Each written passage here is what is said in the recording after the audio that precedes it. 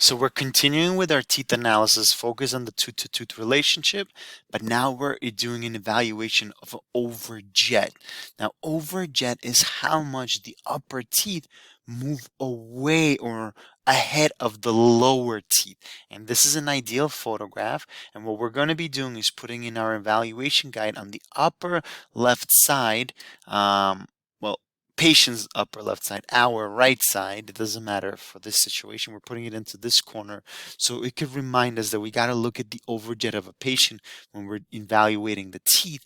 And if we look at our evaluation of Sandra's teeth, we could see that there's slight overjet and there. Now we get to see why there's an opening space here is because this tooth is slightly sticking out, and we need to tuck this tooth in so that we could close this gap.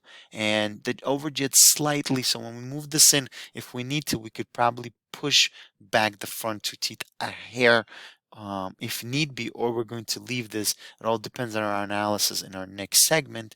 But as I said, let's review this photo. Here we could see that this is a side view.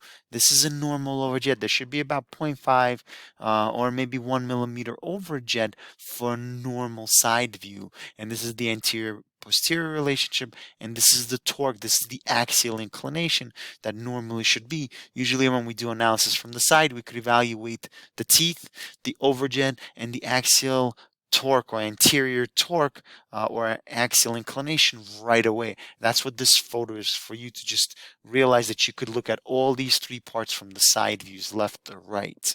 Now moving forward, if we look at the side view of Sandra, oh, wow, we could actually see that she has a severe overjet. And that's why we're going to have to probably bring back a little bit of the teeth or bring the lowers forward because this is not ideal.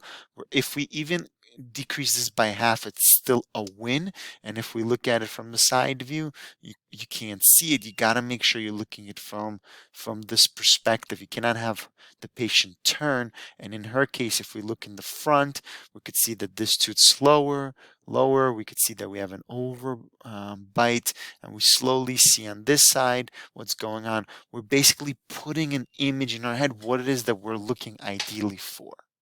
And there's an overjet here, which we should be pushing the teeth in a little bit to create a more ideal overjet.